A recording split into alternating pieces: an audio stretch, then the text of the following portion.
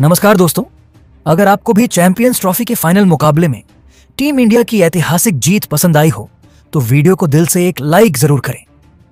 दोस्तों, ICC champions trophy 2025 का final और अब तक का सबसे रोमांचक, सांसों को रोक देने वाला महामुकाबला आज क्रिकेट इतिहास की दो बड़ी टीमें भारत और न्यूजीलैंड के बीच दुबई इंटरनेशनल स्टेडियम दुबई में खेला गया। ऐसे में मुकाबले की शुरुआत हुई न्यूजीलैंड के टॉस जीतने को लेकर। आज के इस रोंगटे खड़े कर देने वाले महामुकाबले में कप्तान मिचेल सटनर ने टॉस जीता और पहले बल्लेबाजी करने का फैसला किया तथा विपक्षी टीम भारत को गेंदबाजी के लिए आमंत्रित किया। फिर मुकाबला शुरू हुआ रनों की बारिश करने के इरादे से। न्यूजीलैंड की ओर से विल यंग और रचित रविंद्र ओपनिंग बल्लेबाजी करने के लिए मैदान में उतरे। दोस्तों, इन दोनों ही बल्लेबाजों के कंधों पर इस महामुकाबले में अपनी टीम को एक विस्फोटक ओपनिंग शुरुआत दिलाने की बड़ी जिम्मेदारी थी और दोस्तों, ऐसा ही कुछ देखने को भी मिला। जी हां, मैदान में उतरते ही न्यूजीलैंड के दोनों ही ओपनिंग बल्लेबाजों ने भारतीय गेंदबाजों के खिलाफ अपना बेहतरीन खेल दिखाया और शानदार बल्लेबाजी करते हुए बड़े शॉट जड़ना शुरू कर दिया। महज 7 ओवर में ही टीम को 50 रन के पार पहुंचा दिया।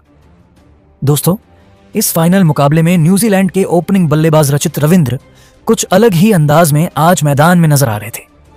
जी हां, क्योंकि हर ओवर में उनके बल्ले से कभी चौका तो कभी छक्का देखने को मिल रहा था, जिस कारण न्यूजीलैंड की टीम काफी तेज गति से आगे बढ़ रही थी। लेकिन दोस्तों, तभी मैच का 8वां ओवर लेकर आए जादुई स्पिनर गेंदबाज वरुण चक्रवर्ती ने कमाल कर डाला और रचित रविंद्र का साथ निभा रहे विल यंग को एलबीडब्ल्यू आउट करते हुए न्यूजीलैंड को पहला झटका दे दिया। आपको बता दें, विल यंग 15 रन की पारी खेलकर आउट हुए। वहीं दोस्तों, विल यंग के आउट होने के बाद आज बेहतरीन बल्लेबाजी कर रहे रचित रविंद्र भी इसके बाद ज्यादा वक्त तक भारतीय गेंदबाजों का सामना नहीं कर पाए और 2 ओवर बाद ही कुलदीप यादव की घूमती हुई गेंद पर सीधा क्लीन बोल्ड होते हुए अपना कीमती विकेट गंवा बैठे। आपको बता दें, रचित रविंद्र इस फाइनल मुकाबले में 37 रन बनाकर आउट हुए। लेकिन दोस्तों, असली मजा तो मैच के 13वें ओवर में देखने को मिला, जहां पर एक बार फिर गेंदबाजी करने आए कुलदीप यादव ने अपना जादू बिखेर दिया और ओवर की दूसरी ही गेंद पर मैदान में उतरे नए बल्लेबाज केन विलियमसन को कॉट एंड बोल्ड करते हुए न्यूजीलैंड को इस मुकाबले का सबसे बड़ा झटका दे दिया। आपको बता दें, केन विलियमसन आज के इस महत्वपूर्ण मुकाबले में टीम के लिए मात्र 11 रन का योगदान दे पाए। दोस्तों, पावर प्ले में बेहतरीन शुरुआत मिलने के बावजूद लगातार 3 बड़े झटके लगने के चलते न्यूजीलैंड की टीम अब दबाव में आ चुकी थी, क्योंकि अब 100 रन के भीतर ही 3 बड़े बल्लेबाज पवेलियन लौट चुके थे। ऐसे में दोस्तों, अब न्यूजीलैंड की ओर से मैदान में उतरे टॉम लैथम और डैरेल मिचेल।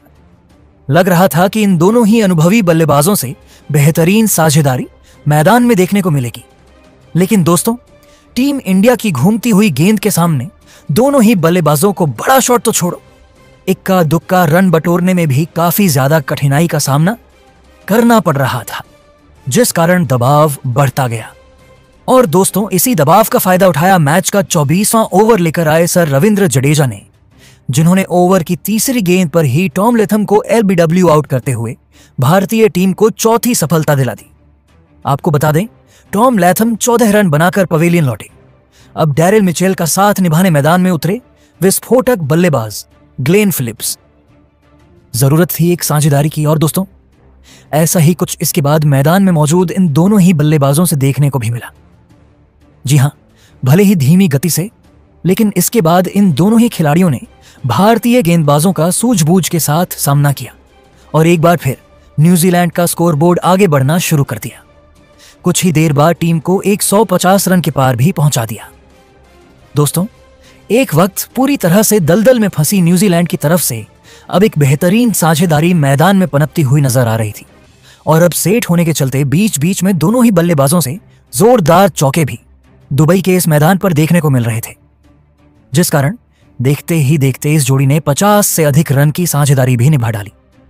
दोस्तों, ग्लेन फिलिप्स और डैरेल मिचेल बेहतरीन तरीके से अब टीम को आगे ले जा रहे थे, लेकिन तभी मैच का 38वां ओवर लेकर आए वरुण चक्रवर्ती, जिन्होंने इस जोड़ी को तोड़ दिया।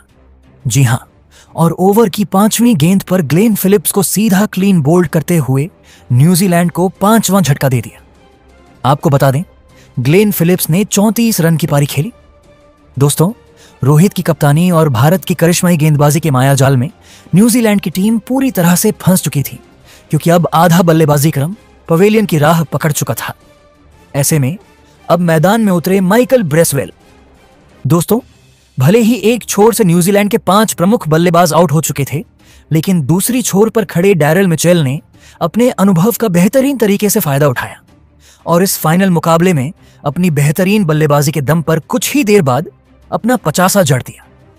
लेकिन दोस्तों, अब टीम इंडिया के सामने एक सम्मानजनक लक्ष्य तक पहुंचना था, तो अब जरूरत थी तेज गति से विस्फोटक अंदाज में बल्लेबाजी करने की, क्योंकि अब महज अंतिम 5 ओवर का खेल बाकी था। परंतु दोस्तों, न्यूजीलैंड रन गति को बढ़ाए उससे पहले ही 46वां ओवर लेकर आए शमी, जिन्होंने न्यूजीलैंड को एक और बड़ा झटका दे दिया। इस ओवर में डैरेल मिचेल को कप्तान रोहित के हाथों कैच आउट करवाते हुए 63 रनों पर पवेलियन का रास्ता दिखा दिया।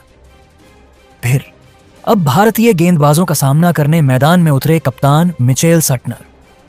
लग रहा था अब निचले क्रम के बल्लेबाज न्यूजीलैंड को सम्मानजनक लक्ष्य तक पहुंचाने में भी कामयाब नहीं हो पाएंगे। लेकिन दोस्तों, मैदान में मौजूद नए बल्लेबाज मिचेल सटनर और माइकल ब्रेसवेल ने अंतिम 4 ओवर में अपना बेहतरीन खेल दिखाया और ताबड़तोड़ अंदाज में बल्लेबाजी करते हुए रनों की बरसात कर डाली और न्यूजीलैंड को 250 रन के पार पहुंचाते हुए यह महामुकाबला जीतने के लिए भारतीय टीम के सामने 252 रनों का लक्ष्य खड़ा कर दिया। ऐसे में दोस्तों, न्यूजीलैंड से मिले 252 रनों के लक्ष्य का पीछा करने भारत की ओर से कप्तान रोहित शर्मा और शुभमन गिल बल्लेबाजी करने के लिए मैदान में उतरे। दोस्तों, न्यूजीलैंड ने दिया हुआ लक्ष्य बड़ा था। ऐसे में दोनों ही बल्लेबाजों पर विस्फोटक अंदाज में शुरुआत दिलाने की बड़ी जिम्मेदारी थी और दोस्तों, ऐसा ही कुछ देखने को भी मिला। जी हां, खास करके कप्तान रोहित शर्मा के बल्ले से, जिन्होंने आते ही न्यूजीलैंड के गेंदबाजों पर धावा बोल दिया और विस्फोटक अंदाज में चौके जड़ते हुए अपनी पारी का आगाज कर डाला। दोस्तों, रोहित का कुछ अलग ही अंदाज आज लक्ष्य का पीछा करते हुए न्यूजीलैंड के खिलाफ देखने को मिल रहा था, क्योंकि हर ओवर में कप्तान रोहित कभी चौका तो कभी छक्का जड़ते हुए गेंद को सीमा रेखा के पार पहुंचा रहे थे, जिस कारण पूरा स्टेडियम अब भारत भारत के नाम से गूंज उठा था। और इसी बीच मैच का 8वां ओवर स्ट्राइक पर खड़े बल्लेबाज रोहित शर्मा ने बुरी तरह फोड़ डाला और इस ओवर में एक आसमानी छक्का और 2 करारे चौके लगाते हुए महज 41 गेंदों में इस फाइनल मुकाबले में अपना धमाकेदार 50वां जड़ दिया। पावर प्ले का 10 ओवर खत्म होने तक भारतीय टीम 64 रनों तक पहुंच चुकी थी। दोस्तों, लक्ष्य का पीछा करते हुए भारतीय टीम को जिस शुरुआत की जरूरत थी, वह कप्तान रोहित और शुभमन गिल ने अब दिला दी थी। लेकिन अब मैदान में मौजूद इन दोनों ही खिलाड़ियों के कंधों पर जिम्मेदारी थी कि पावर प्ले के बाद भी अपना यही खेल जारी रखें और तेज गति से विस्फोटक अंदाज में बल्लेबाजी करते हुए भारतीय टीम के स्कोर को आगे बढ़ाएं। और दोस्तों, ऐसे ही कुछ झलकियां भारतीय बल्लेबाजों से देखने को भी मिली। जी हां, पावर प्ले खत्म हो गया, लेकिन रोहित का बल्ला आज रुकने का नाम नहीं ले रहा था और अब दूसरी छोर से शुभमन गिल ने भी उनका बेहतरीन तरीके से साथ निभाते हुए समय समय पर गेंदों को सीमा रेखा के पार पहुंचाना शुरू कर दिया था, जिस कारण अब 6 की रन रेट से भारतीय टीम आगे बढ़ रही थी। और इसी के चलते देखते ही देखते इन दोनों ही बल्लेबाजों ने टीम इंडिया के स्कोर को 100 रन के पार भी पहुंचा दिया। दोस्तों, टीम इंडिया की यह ओपनिंग जोड़ी काफी बेहतरीन तरीके से भारतीय टीम को लक्ष्य की ओर ले जा रही थी, लेकिन तभी मैच का 19वां ओवर लेकर आए मिचेल सैंटनर ने इस जोड़ी को तोड़ दिया और ओवर की चौथी गेंद पर शुभमन गिल को ग्लेन फिलिप्स के हाथों कैच आउट करवाते हुए 31 रन पर पवेलियन का रास्ता दिखा दिया। फिर 3 नंबर पर बल्लेबाजी करने मैदान में उतरे टीम इंडिया के किंग विराट कोहली। लेकिन दोस्तों, इस फाइनल मुकाबले में कोहली टीम के लिए कुछ खास योगदान नहीं दे पाए और एक ओवर बाद ही माइकल ब्रेसवेल की गेंद पर एलबीडब्ल्यू आउट होते हुए अपना विकेट गंवा बैठे। आपको बता दें, किंग कोहली आज मात्र 1 ही रन बना सके। ऐसे में दोस्तों, लगातार 2 बड़े झटके लग जाने के बाद अब कप्तान रोहित का साथ निभाने मैदान में उतरे श्रेयस अय्यर।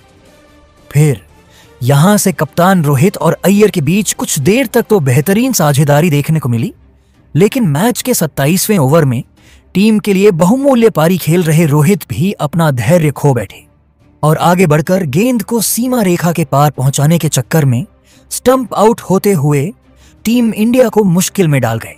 कप्तान रोहित 76 रन की शानदार पारी खेलकर आउट हुए। दोस्तों, 3 बड़े बल्लेबाजों को गंवाने के चलते टीम इंडिया अब दबाव में आ चुकी थी। ऐसे में अब जरूरत थी एक साझेदारी की, और ऐसा ही कुछ इसके बाद मैदान में मौजूद श्रेयस अय्यर और अक्षर पटेल के बल्ले से देखने को मिला, जिन्होंने इसके बाद न्यूजीलैंड के गेंदबाजों का सूझबूझ के साथ सामना किया और एक बार फिर भारतीय टीम को आगे बढ़ाना शुरू कर दिया। लेकिन दोस्तों, अभी अक्षर पटेल का साथ निभा रहे अय्यर गलती कर बैठे और सचिन रविंद्र को एक आसान सा कैच थमाकर 48 रनों पर अपना विकेट गंवा बैठे, और साथ ही अगले ओवर में दूसरी छोर पर खड़े अक्षर पटेल भी कैच आउट होते हुए पवेलियन लौट गए, जिस कारण अब मुकाबला रोमांचक मोड़ पर पहुंच गया। अंतिम 5 ओवरों में अब भारतीय टीम को 32 रनों की जरूरत थी। मैदान में मौजूद थे विस्फोटक बल्लेबाज केएल राहुल और हार्दिक पांड्या। जहां अंतिम 5 ओवरों में पांड्या और राहुल ने दुबई में आतंक मचा दिया और न्यूजीलैंड के गेंदबाजों की बुरी तरह पिटाई करते हुए इस फाइनल मुकाबले में टीम इंडिया को एक ऐतिहासिक जीत दिला दी। इस तरह इतिहास रचते हुए भारतीय टीम ने फाइनल मैच में न्यूजीलैंड को 4 विकेट से हराकर चैंपियंस ट्रॉफी 2025 का खिताब अपने नाम कर लिया है। साथ ही तीसरी बार चैंपियंस ट्रॉफी के खिताब पर कब्जा जमाया है।